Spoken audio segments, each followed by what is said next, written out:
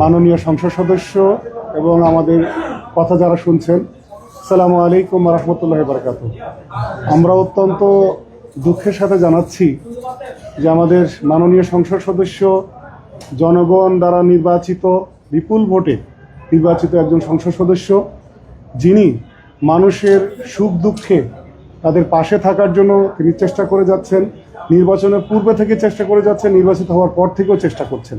কিন্তু অত্যন্ত দুর্ভাগ্যের বিষয়, আমরা দেখছি অত্যন্ত পরিকল্পিতভাবে একটি রাজনৈতিক দলের নেতা এবং কর্মীরা যারা তাদের পরাজয়কে মেনে নিতে পারছেন না, তারাই মূলত এমপি মহোদয়ের এই মহতি কাজে বাধা সৃষ্টি করছেন।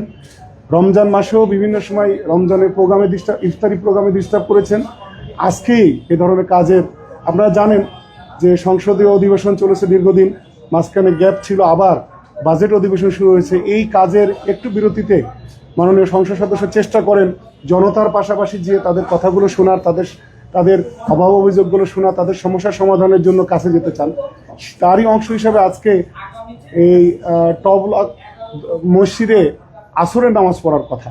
ওখানকার স্থানীয় গণ্যমান্য ব্যক্তিগণ, মসজিদের কমিটির সদস্যবৃন্দ, তারা মসজিদে নামাজ পড়েই মূলত এমপি মহোদয়ের সাথে কিছু মত বিনিময়ের কথা ছিল। তো তারই অংশ হিসেবে তিনি রেডি হয়ে আসতেছিলেন। তার পূর্বে আমাদের সংগঠনের কিছু কর্মী এমপি সাহেবকে রিসিভ করার জন্য মূলত দাঁড়িয়েছিলেন 4:45টার দিকে।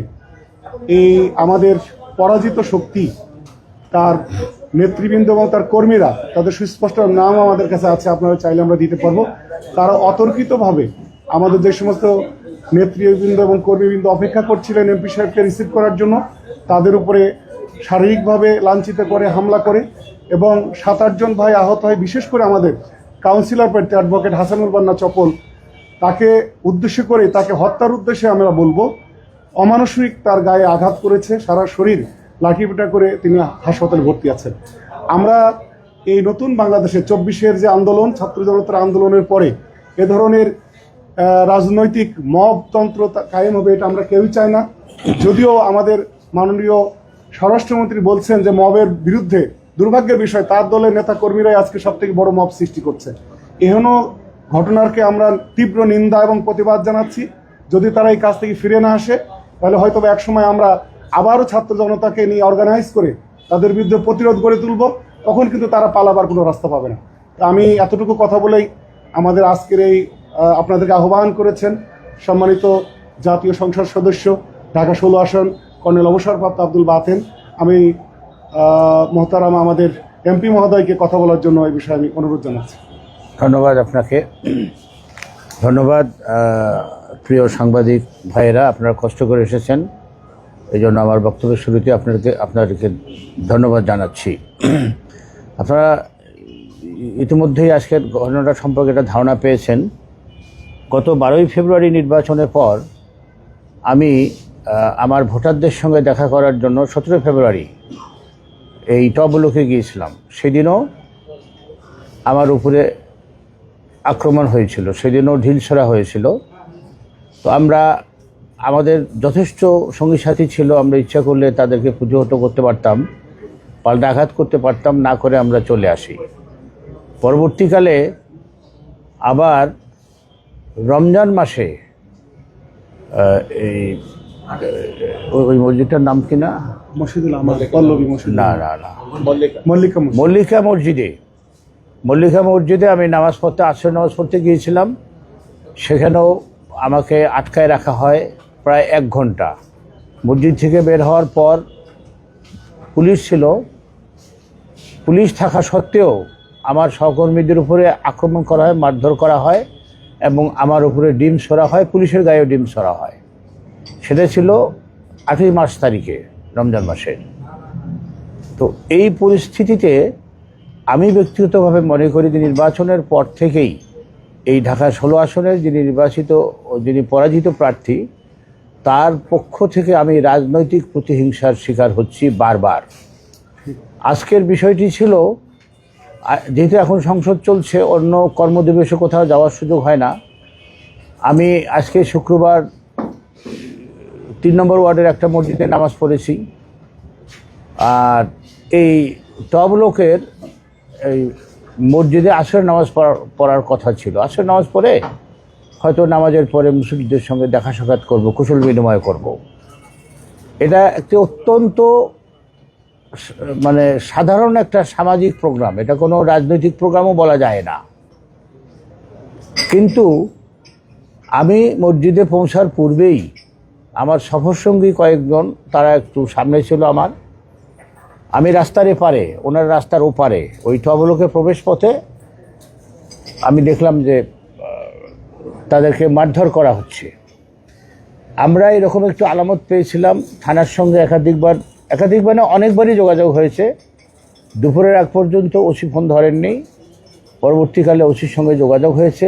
তারা বলল যে হ্যাঁ আমরাও শুনেছি এরকম, আমাদেরকে নিরুৎসাহিত করলো। আমরা নামাজ পড়তে যাব, ডিসি পুলিশের সঙ্গে যোগাযোগ করা হয়েছে, আমার পেয়ে যোগাযোগ করছি সবগুলো।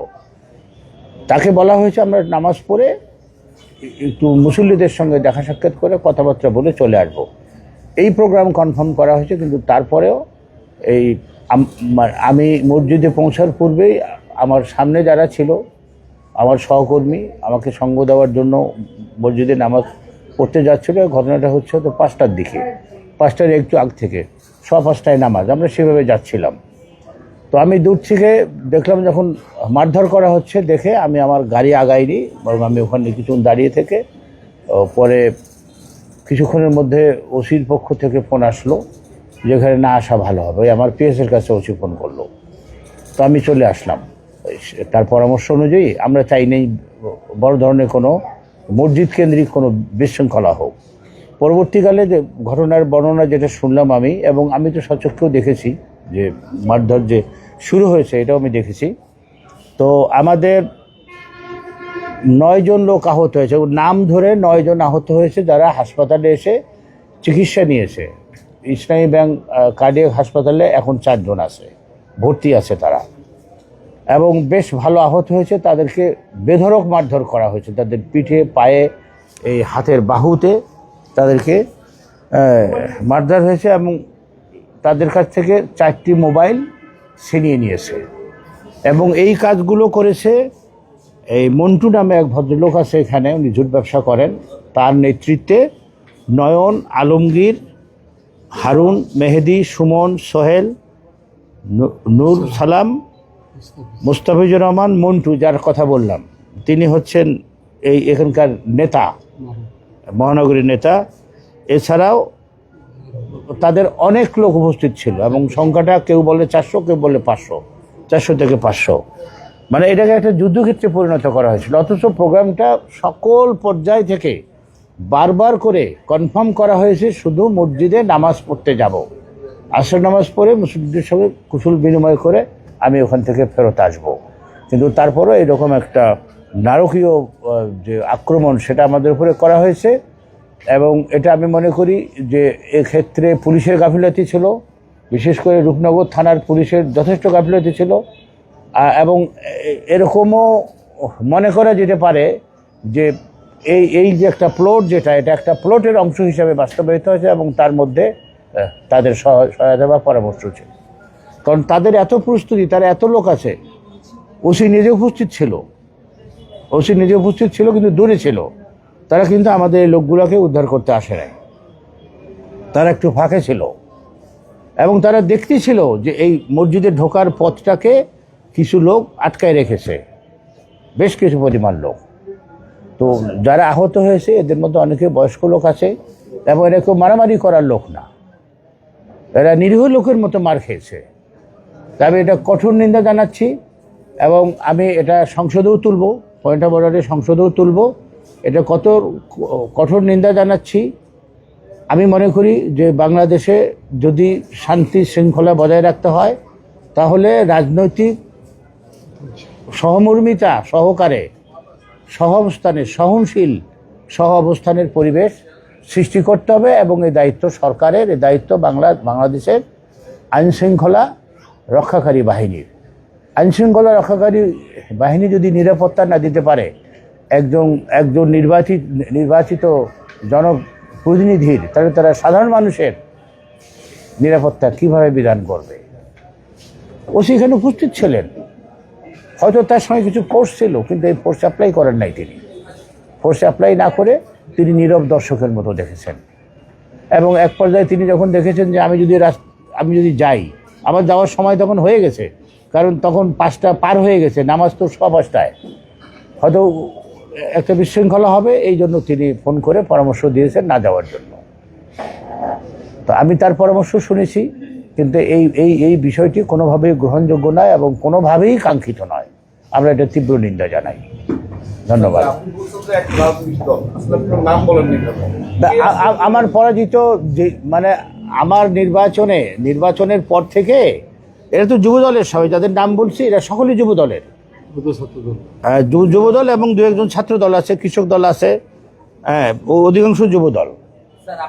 এবং এই মোস্তাফিজুর রহমান মন্টুর তো কোনো মনে হয় পদবি আছে, এই মহানগরী কমিটিতে আছে। এবং মোস্তাফিজুর রহমান মন্টু যে মল্লিকা মসজিদে যখন আমি দাঁড়িয়ে কথা বলি, মানে আসর নামাজের পর দাঁড়িয়ে কথা বলার চেষ্টা করি কুশল বিনিময় রোজার আগে, কারণ আমার ইফতারির দাওয়াত ছিল আমি অন্যখানে যে ইফতারি করবো, তো সেখানে সে বাধা দেয় এবং এক পর্যায়ে আমার কাছে অনুরোধ করেছিল তো স্যার আপনি যদি এখান থেকে এখন চলে না যান তাহলে আমার চাকরি থাকবে না।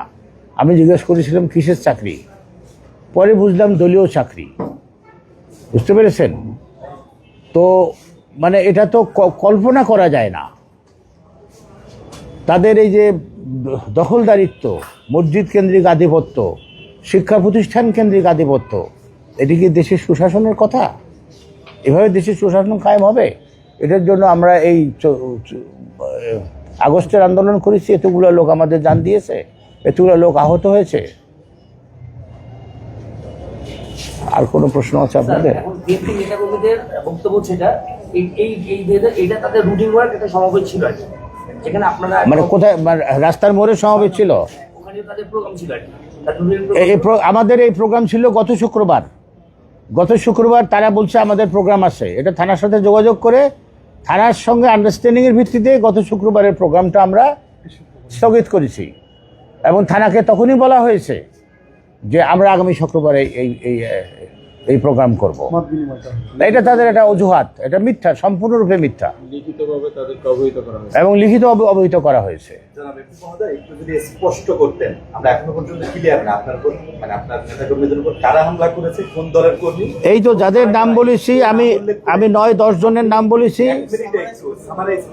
কোন দলের কর্মী, কিসের ভিত্তিতে আপনার নেতাকর্মীর উপর? আচ্ছা, আমি আপনাকে বলি, আমি নির্বাচিত হওয়ার পর থেকেই,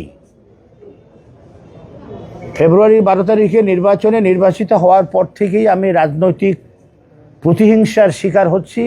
বারবার আমার প্রতিপক্ষ পরাজিত প্রার্থীর লোকদের নিকট হতে